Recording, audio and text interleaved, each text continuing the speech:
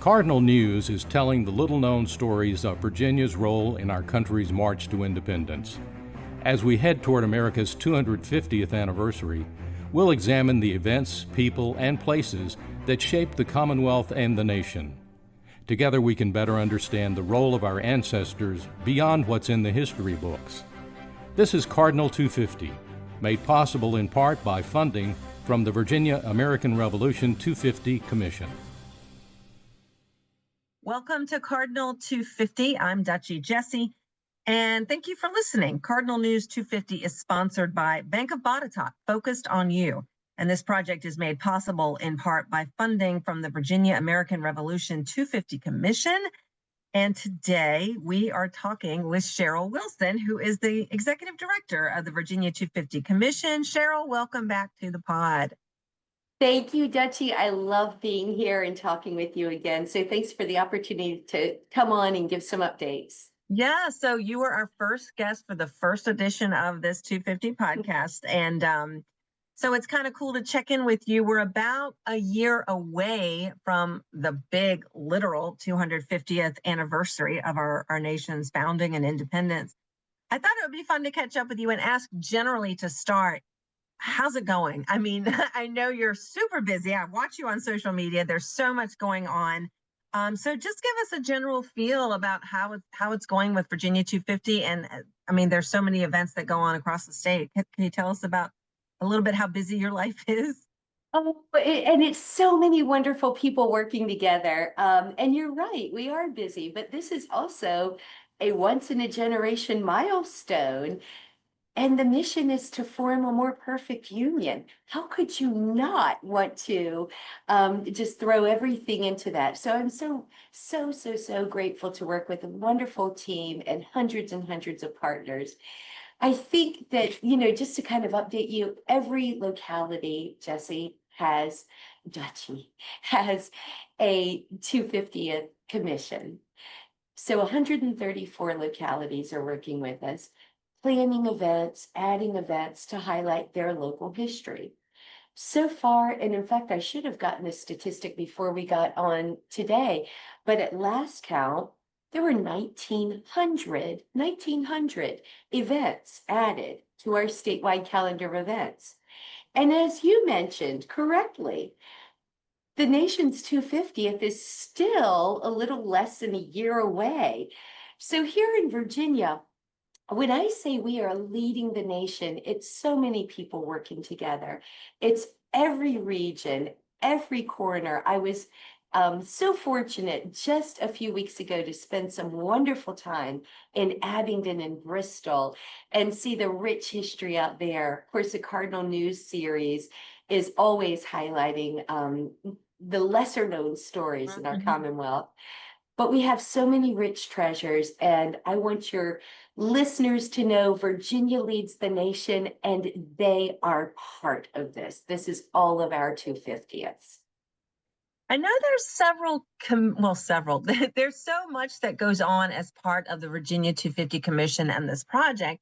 And one of the things is you have different committees, and one of them is the Education Steering Committee. Education is a big piece of this 250 project in general. I mean, the aim of the Cardinal 250 series is to educate people of all ages through our website and our newsletter about those things in history in Virginia that are not as well known, that affected leading up to the revolution, and some of the players who didn't get the attention, who weren't listed in the history books. But I know education in the more formal settings in schools is a big part of it too. So talk to me a little bit about how that's going, and how important is that as part of the mission for Virginia 250? Absolutely critical to the mission. Yeah. Our mission is to educate, engage, and inspire people of all ages. And in fact, I'm looking right now because earlier today I found a copy of a little booklet that I'll have to send you a link of. We could do an entire podcast just on the education efforts, and of course, leading the way is the Cardinal News series.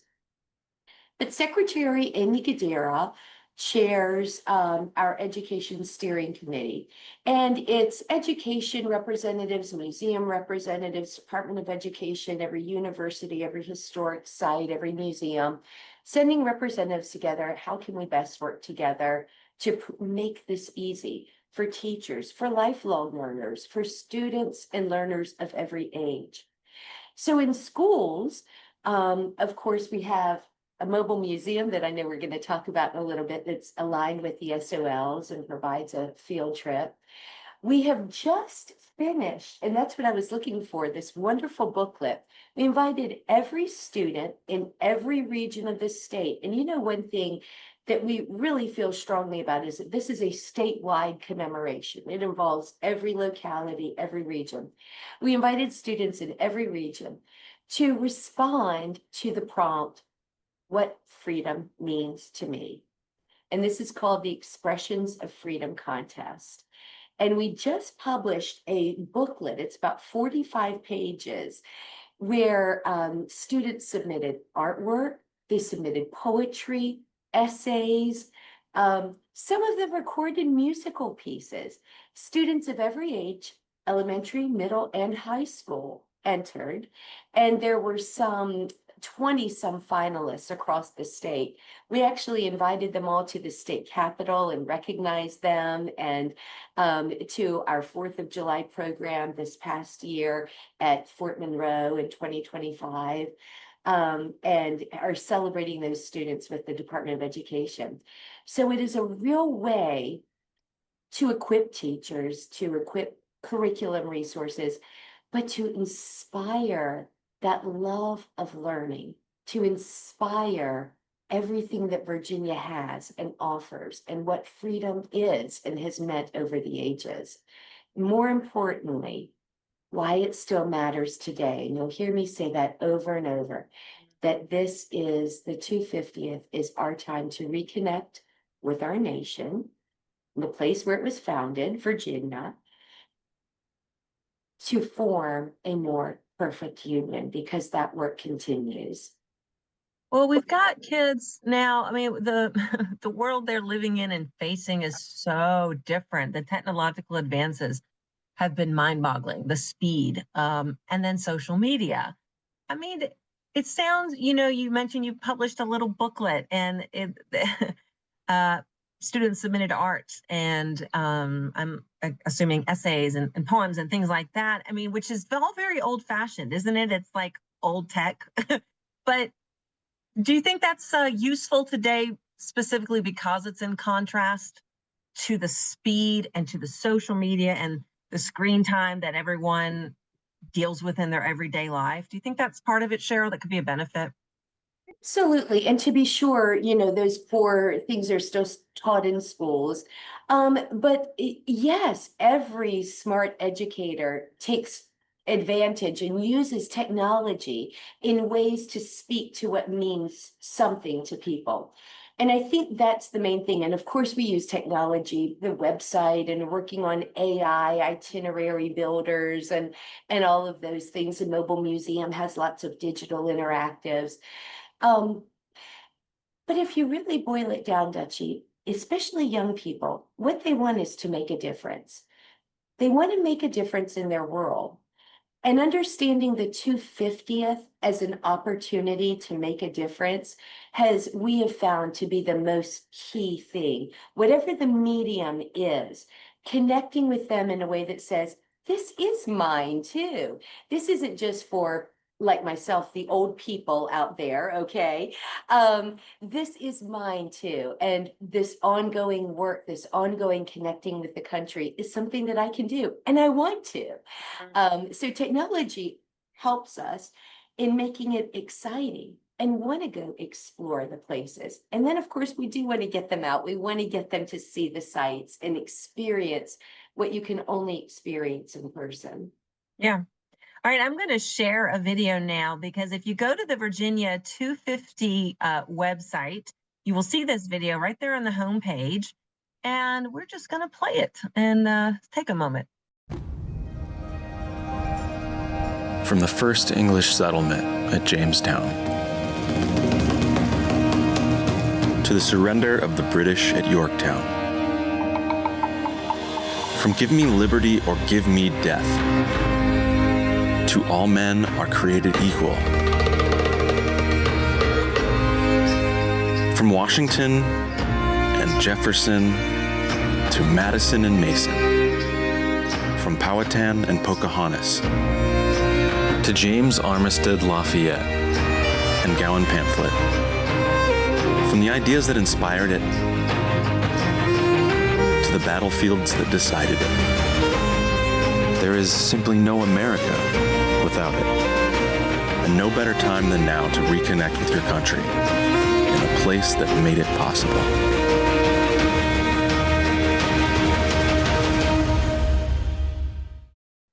Wow, it's a very moving, it's inspiring. It fits right in to the Virginia 250 mission and the whole feel of the campaign itself. So why is that significant? Why is that a focus right now, Cheryl, made in Virginia for this? Yeah, America made in Virginia. And I think the call, the invitation is that not even said as a challenge, like America made in Virginia, come at us. It's an invitation. As from the key ideas to the key people, more of what made America happen, as we learned, happened in Virginia. And because of that, Virginia belongs to every American.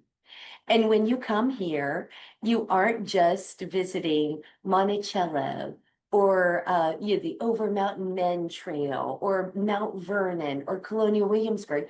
You're coming home to the place where those very important things happened and those ideas were formed and that freedom was secured. You're standing in that site.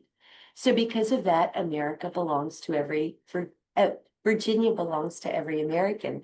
And in fact, sometimes we'll even say, America, welcome home. When you come to Virginia, you're home. So it's an invitation, certainly for all of us who live here, to continue to explore and experience the power of place. But it's also an invitation to the world. And as you mentioned earlier, through technology, invite the world to experience it through technology as well, but come to Virginia to understand more about how the nation was founded, why it matters today, and what brings us together as Americans. Well, we alluded to this before, and that is the mobile museum. When I first interviewed you at the very beginning of our podcast series, you were talking about this and describing it, and I had never seen this type of thing, a mobile museum, which is basically a tractor trailer that's built out. So now I'm super excited because it's here. There you go. Look how cool. I love that. I love that you've got that. Yeah, and it actually debuted in Roanoke at the beginning of 2025. Our own Dwayne Yancey covered that, and we posted a photo gallery on our website under the 250. Let's take a look at this video and then we'll talk more about it. That's great. Our country's history has never stood still. Why should our history museums be any different? Now, America's journey comes to you. The Virginia 250 Mobile Museum, bringing the story of our country's creation to citizens from sea to shining sea. Well, just like your mobile museum model that you showed us, we see that in the video, and so it looks very, very cool. So this has now been in circulation on the road since January of this year. How is it going, Cheryl? Fantastic. And that video always makes me smile. I love seeing Delegate Austin cut the ribbon and Carly Fiorina, our National Honorary Chair. We did, by the way, Dutchie, we did debut it in January at the Fincastle Resolution 250 at the event in Roanoke. And I want to say that Dwayne Yancey, I know he was the first person that I ever went inside the mobile museum with. I want to say that the first time I went in was with Dwayne. I mean, I had kind of just arrived and it had just been built and Dwayne was right there. So we saw it together and that was really, really nice.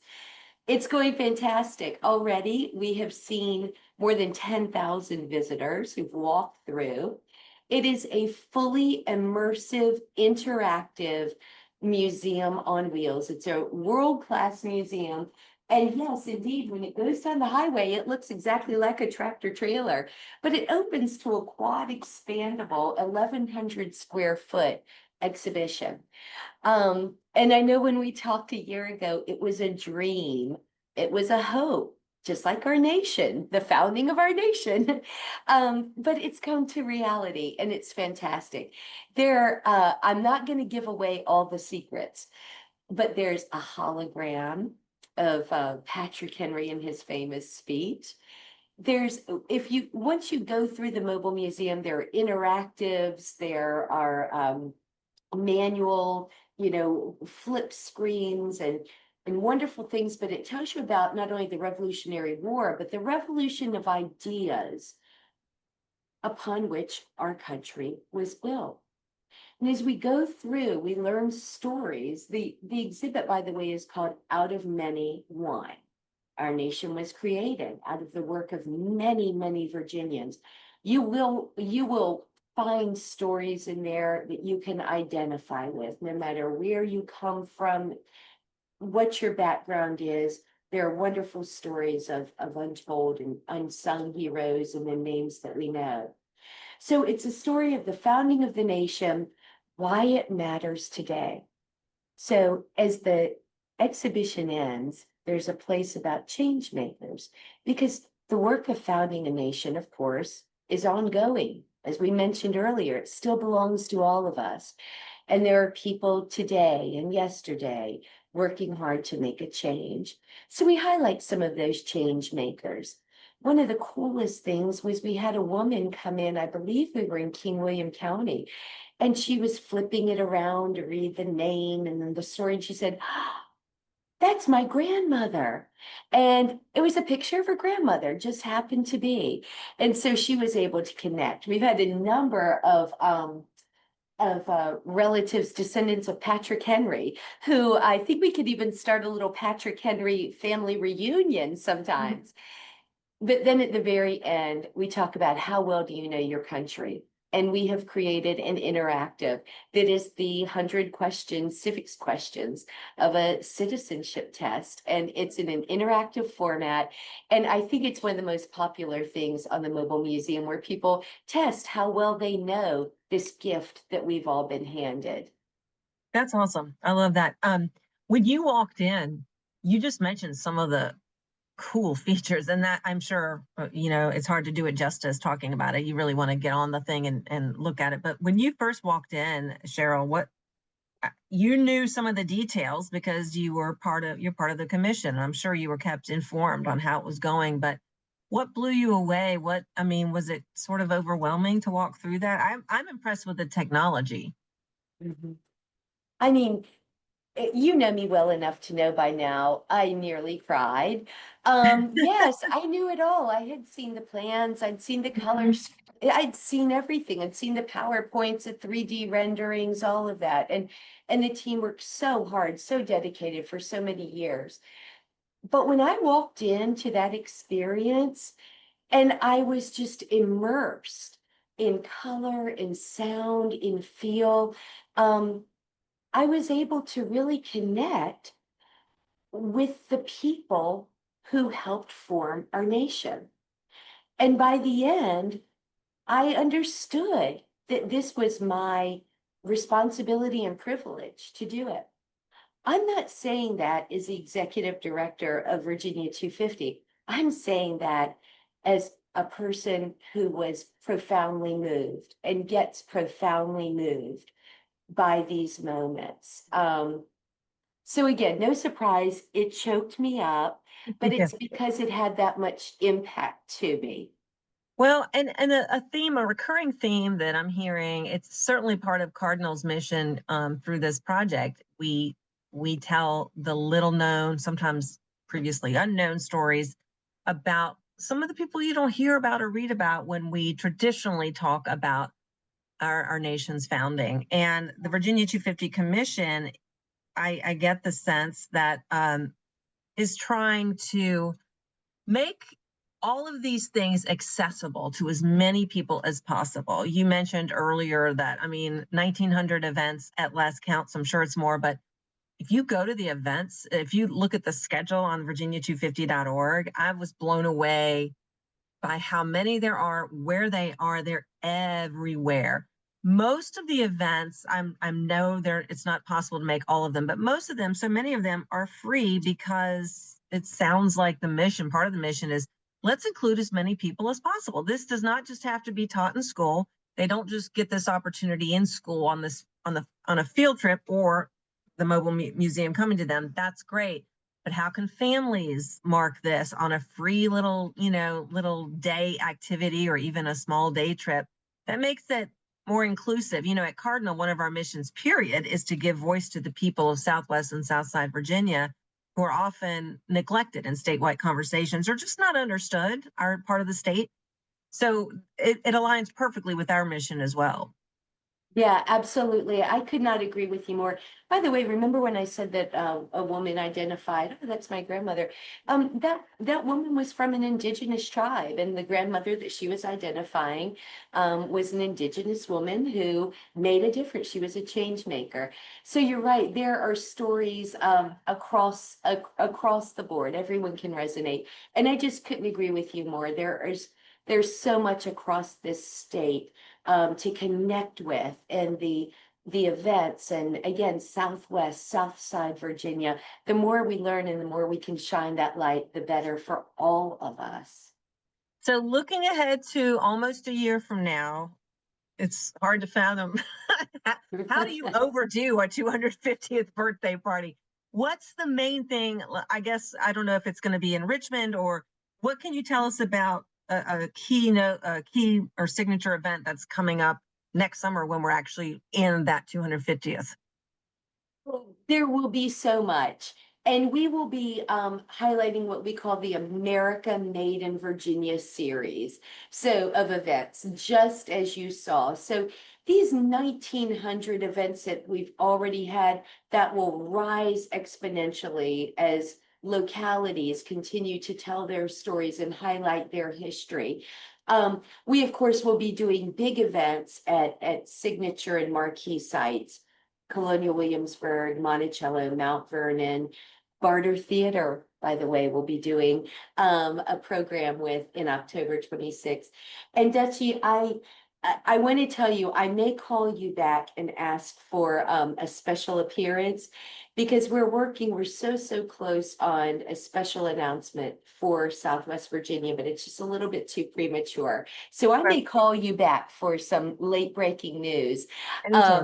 But understand, as I often joke, and I shouldn't even say this on the public waves, but I'm a Hokie mom. Go Hokies. Yes. Okay. So we understand. We love the entire state. Yes. But certainly understand. So there will be an America Made in Virginia series. Yes, there will be timed.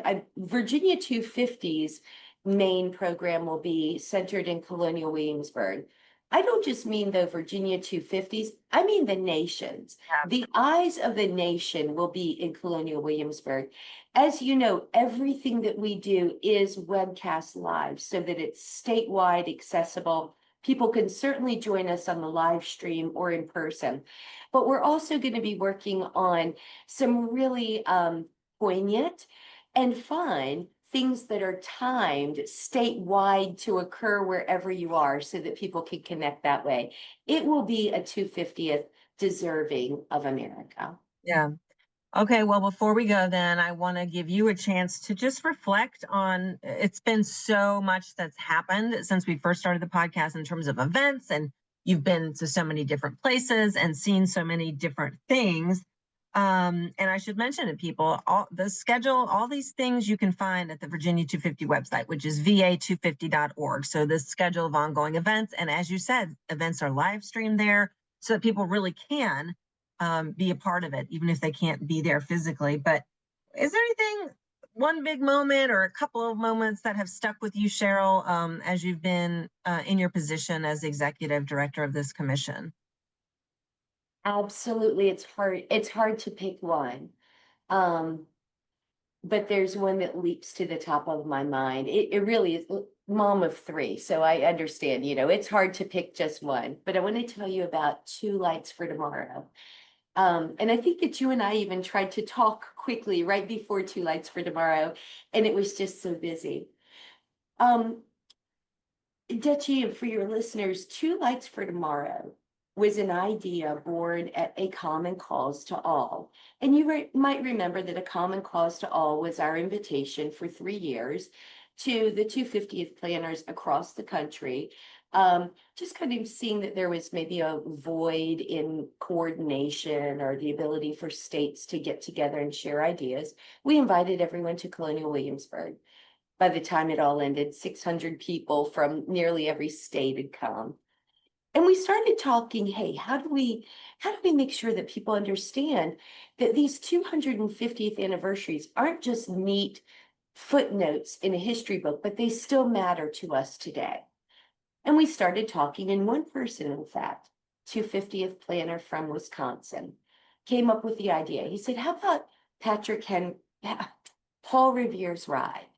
The anniversary of that's coming up. Most everybody knows Paul Revere's ride. And so that anniversary, he said, how about if we do something called Two Lights for Tomorrow? We issue an invitation for people to connect, okay? That idea started to take form. And as I mentioned earlier, what we have found, no matter the age, people want to make a difference. People want a connection with each other, with their country, with their community, with what they believe in. People want a connection. So this idea of Two Lights for Tomorrow started to take shape. On the anniversary, 250 years to the day of Paul Revere's ride, when he put two lights in the North Church in Boston, peel it down a little bit. What was Paul Revere doing? He was helping his neighbors. He was unifying people. He was warning them. In history books, it says the British are coming. Actually, all the colonies were British at that point. Yeah. And actually, it was more than Paul Revere. So Paul Revere and all the riders saying the regulars are coming, but they were warning their neighbors. So they were kind of mutually supporting each other. We issued an invitation. When I say we, an idea started with one person. And then it spread to the planners of the 50 state 250 commissions. And then from there, within networks and all, started spreading the word and on social media. If you kind of believe in coming together to form a more perfect union, use the imagery of 250 years ago tonight, Friday, April 18th, and put two lights in your window. And we promoted that for a few weeks on social media. But again, it was very, very grassroots. I have to tell you, and actually I'm getting goosebumps while I start to tell you this story. The night of April 18th, which was actually Good Friday, it was on Easter weekend this year. We all could see through social media what was happening in Boston and reenactments of Paul Revere's ride and horses, and it was all very exciting. But we had issued this invitation. Put two lights in your window if you believe and you want to be part of forming a more perfect union.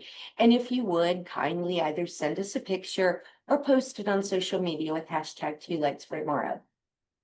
Well, Dutchie, I was part of a small team kind of monitoring our social media with our phones and our laptops as the night darkness starts to come and the lights start to go on. And I knew that in my neighborhood, I'd had a very sweet neighbor who went and told everybody in the neighborhood and even bought candles. So my neighborhood had it. Well, we started seeing other state capitals. One state capital even had movie lights going up. And that was super cool. Two Lights for Tomorrow. Then we started to see it at the White House. We saw it at the Washington Monument. We saw it at the Empire State Building. We saw it sitting on the sign outside of C-SPAN. And then this is the one that got me, and it still does.